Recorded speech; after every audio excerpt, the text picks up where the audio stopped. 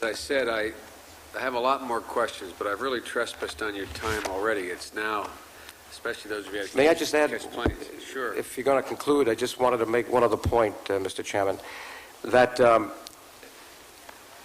we can answer a lot of the assertions that were made, and we won't. But I think there's one thing, getting back to State Department policy, that you should be aware of, because I believe that the most important aspect of this meeting, Mr. Chairman, is that the State Department addressed the issue of its accountability to all the people in Yugoslavia. And obviously, we have concerns of a national security point of view. There's no question about that. But one of the things that I would want to alert you to, that you may be aware of already, is that the current leader of Serbia, and I have nothing against the Serbian people. I think many of them are very fine people. I'm dealing with the Serbian authorities when I speak about that. The current leader has expansionist goals. There's no question. Even in the press recently, he announced his designs on parts of Croatia. He literally wants to come back to the greater Serbian dream that was there years ago. He's used that in Kosova to get elected, and he's not stopping. And this is the problem that we're now seeing with Croatia. He would love to see Slovenia leave. He'd love to see Croatia leave if he can keep part of that Dalmatian coast, which would be very dangerous, and I'll tell you why in a minute, because he knows he can subjugate the Macedonians, the Montenegrins, and the Albanians. He literally has a design for Greater Serbia. He doesn't care if Yugoslavia breaks up, as long as he keeps all of Kosova, and he's able to deal with the others. But our State Department better do a better job than they did in Kuwait. Because if we had been positioned in that part of the world, and our intelligence was better, we wouldn't be losing men right now and women on the front. We had to react, and we shouldn't be reacting right now. We should have been better. They're making the same mistake today in Yugoslavia. Because we know that if Serbia gets its designs and they then get a warm water port, we are now playing into the hands of the Soviet Union. They've been looking for that warm water port for years. And let me tell you, Mr. Milosevic and Mr. Gorbachev have a very comfortable relationship. They've met many times for hours in private rooms, and I don't know what they're talking about, but our State Department better be put on notice that if Slobodan Milosevic gets his way, and somehow Serbia extends to the warm waters, we will undermine another State Department policy, and that's keeping the Soviet Union away from a warm water port in that area.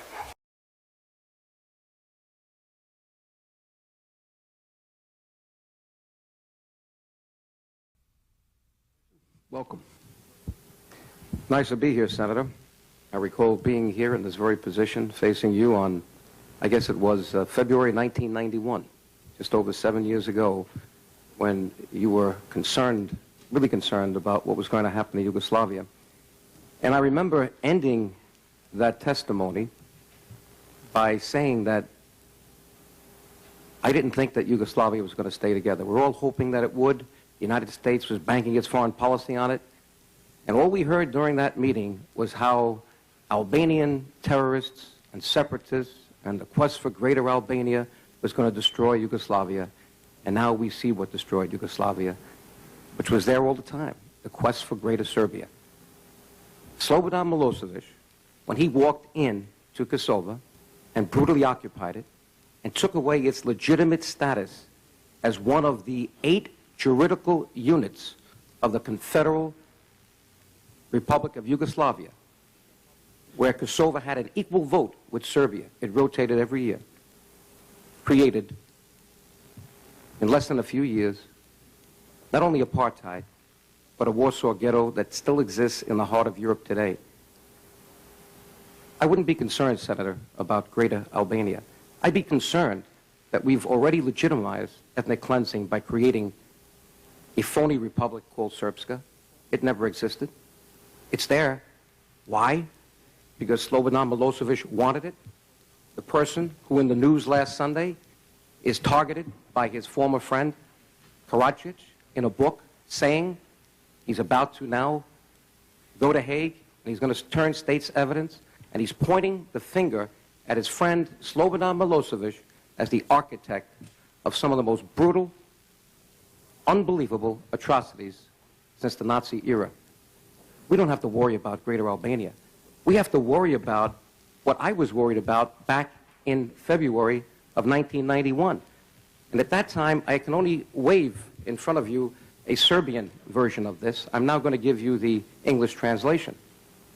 This is what Slobodan Milosevic has been weaned on.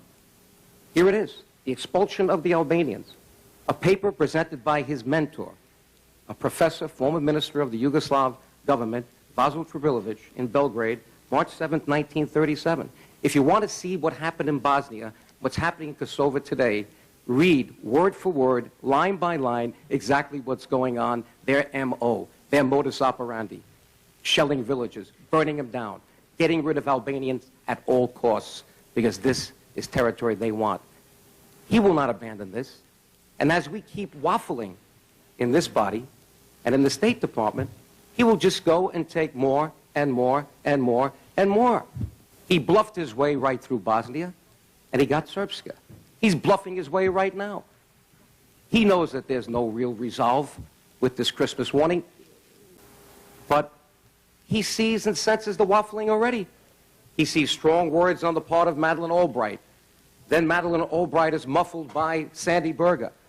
And then we have questions coming up in Gilman's hearing a few weeks ago about the Christmas warning, and a very lukewarm response by Ambassador Gelbard. We have to meet with you in executive session, and you heard it again today. No direct response. Don't you think Slobodan Milosevic is hearing those responses?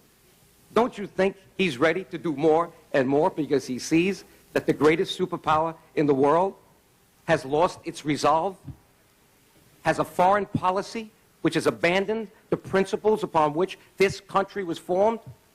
Our foreign policy should be based on fundamental human rights. That's one of the key determinants of foreign policy.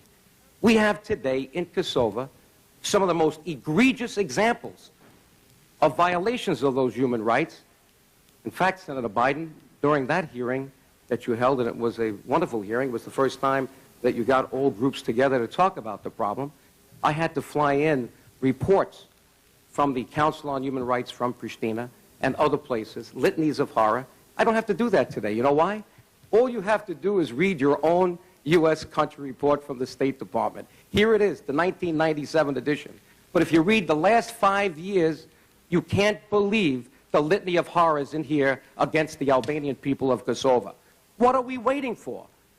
How many people have been killed and brutally tortured and detained and disappeared? Every criteria they use has been violated. Why is there such a disconnect between those egregious violations and our professed adherence to human rights when it comes to foreign policy? Is there another deal in the wind? Perhaps you didn't ask the right questions to Ambassador Gelbard. Are we placating Russia for some reason? They're always there supporting their first cousins, the Serbs. That's where the Serbs came from in the 6th century AD, from the Ukraine. We know they're blood brothers, or at least blood cousins. They're always there supporting them. But what has Russia done for us in Iran, Iraq, and China, and so many other places? They don't support us. Why are we giving such deference to Russia? Why are we even considering a contact group at this point, including Russia? This is an issue that should be led by the United States of America in the NATO milieu, without Russia. This is where it belongs. That is what solved Bosnia. And the only reason today Bosnia is not like Kosova, Mr. Chairman and Senator, is that we have troops there. Who are we kidding? When are we going to wake up? We, the United States, use all our influence and whatever force we're willing to use to deal with and promote and support the Democratic League of Kosovo or the Kosovo Liberation Army, because right now they ain't in tandem. Why don't we make the question a lot more simple? Why don't we look at international law, look at a population of 2 million people that is being brutalized every day? Because it's useful to look at reality. Well, but reality is also, Senator, that you raised the issue of, well, who is this George Washington that we want to find in Belgrade so we can solve the problem? We may have to wait a long time. But in the meantime, I agree. We cannot let these people be brutalized and killed every day. I think there are things we have to do right now. We have to face Slobodan Milosevic in the eye, as we did in Bosnia, and say, get every one of those VJ troops out of Kosova. And if you don't do it, we're going to take some action. Now, what action? We're going to bomb, right? What are we doing? Physical force. Yeah, but wait a minute. I'm not suggesting we shouldn't. I want to know what action you just said before, the arguments you made before, the same arguments that I heard I was on a panel with Bob Torricelli and Senator McCain back in 1992 or 3 or 4 in the McLaughlin show, and they were saying the same thing. But we did something, didn't we? We waited 3 years. Sooner or later, we got the resolve, motif, and we said something has to be done. No. Why is this any different? Well, no, it is different because, no, it's not different. I just want to know what you suggest, because back then, when I was in your position, I was suggesting we bomb Belgrade. I was suggesting that we send American pilots in and blow up all the bridges on the Drina. I was suggesting we take out his oil supplies. I was suggesting very specific action. And isn't it interesting that we didn't have to go that far to begin the solution in Bosnia? Isn't it interesting that about 200,000 people were killed in the meantime by the time they did it? Yes. And that's going to happen in Kosovo. That's why I want to know what you're suggesting now. What we have to do right now is to enforce international law. We have war criminals in Belgrade. We're dealing with one right now. I said that article before. I have a copy of it right here. Here it is. It was in the Gannett papers on Sunday. There's Slobodan Milosevic, side by side Mr. Karadzic, who's now got a book coming out pointing the finger at him for all these atrocities in Bosnia. Why aren't we picking him up? Because the French, he's in the French quarter, and the French let him walk around. That's why. It seems to me that we've got a double standard here. If we're going to be the great United States of America, standing up for oppressed people, and I believe we can do that without sending military all over the world, let's pick up the war criminals in Belgrade. We know who they are. We know where they are. And number two, let's tell Mr. Milosevic, get every troop out of there. You know why? It's not because we want him to, because we like it. He is now on the brink of creating a Balkan war. You know the problems we have between Greece and Turkey. You know how fragile Macedonia is. You know that we right now have 600 troops on the border in Macedonia. What are we waiting for? If he keeps doing this, all he's doing is raising the temperature, and as the Greek foreign minister said, the hand grenade will explode and the Balkans will explode. Well, we have no choice. Let's do something now than have to do 20 times more later on. I agree with you. I will end, so there is Mr. something Chairman. we can do now. I think there's a number of things we can do. I think some of the things suggested here today are totally unrealistic, what we're likely to be able to do. But I think there are a number of things we can do, starting with the Christmas warning. I also think that you've also helped make the case. You say, let's get NATO in. What do you think is going to happen in that little vote to put NATO troops in Albania when Greece and Turkey vote? What do you think, huh? I want to be there at that meeting when you guys and your diplomatic skills bring the Greeks and the Turks together on a uniform vote. And, we do have this little thing, guys, in this little outfit called NATO, called consensus. You don't get them all, you don't get any of them. I mean, that's kind of the NATO thing. But Senator, what happened then at the last minute when we decided to do something to solve the situation in Bosnia? Did we learn from that experience? Why can't we repeat that? Much less of an interest that they each have there than there is inside, quote, Serbia.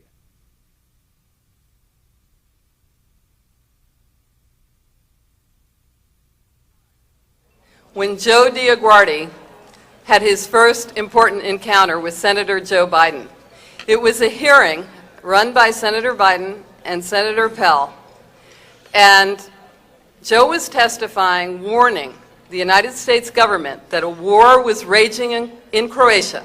There had already been one in Slovenia. And he said, he in fact implored the Senate committee, if you don't do something, if you don't act now, you are going to have a major war in the Balkans, because Albanians cannot tolerate year after year, and we're talking really now 100 years, of racism, of torture. And then he went on to say that it was because of the Albanian American Civic League and the activism of the Albanian community that you saved hundreds of thousands of lives. More than 200,000 people died in Bosnia while the U.S. government did nothing. but because of the work of the Civic League and the community, we changed the course of history in relation to Kosova. But while we did that, and everyone here is to be applauded, it's because of Senator Biden and people like Congressman Gilman in the Congress. That's what saved thousands of lives. And the beauty of our government is checks and balances. Administrations come and go. But we've had Senator Biden and Congressman Gilman here for years, and it has made the difference. It is they who've saved thousands of lives. And Senator Biden was there from the ground floor. He was the one.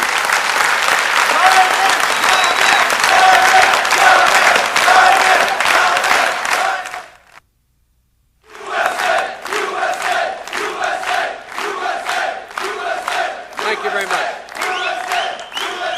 Thank you very much. We have an obligation as Americans to not only stay, but to remain invested for our own safety's sake. For the United States cannot remain secure in the world without a secure and stable Europe.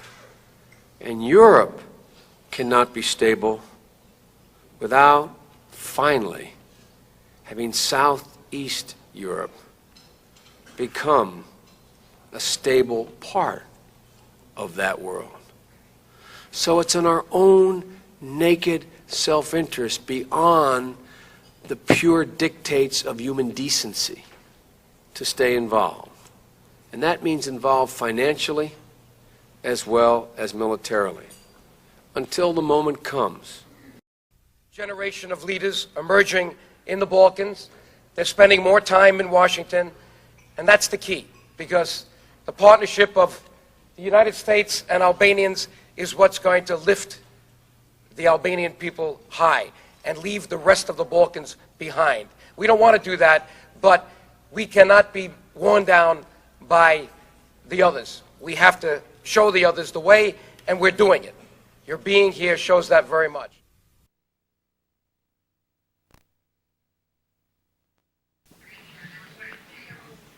U podršci albanskom separatizmu i terorizmu na Kosovu i Metohiji posebno se angažovala albanska emigracija u zemljama Zapadne Europe i SAD. U Americi je 86. godine još osnovana Albansko-američka civilna liga pod predsjedništvom uticajnog kongresmena Josepha DioGuardija, čiji je zadatak bio da aktivno lobira na Capitol Hillu za zahteve i ciljeve kosovskih Albanaca. Aktivnim lobiranjem Liga je otvorila put kosovsko-metohijskim separatistima za zvanične kontakte u Američkom senatu i Kongresu. U svakom slučaju, Albansko-američka civilna liga je u mnogome doprinela sistematskom širenju antisrpskog raspoloženja i satanizaciji srpskog naroda u američkoj javnosti. Hello, I'm former Congressman Joe DioGuardi, the president of the Albanian American Civic League. You have just heard former Serbian dictator and indicted war criminal Slobodan Milosevic misrepresent our important work in Washington to free Kosova and all Albanians from the tyranny of his regime. You can help us and all Albanians by becoming a member of the Albanian American Civic League in 2004. This is our 15th year working as an independent lobby in Washington and around the world for all Albanians in the Balkans. Please join us and become a member now by visiting the website of the Albanian American Civic League.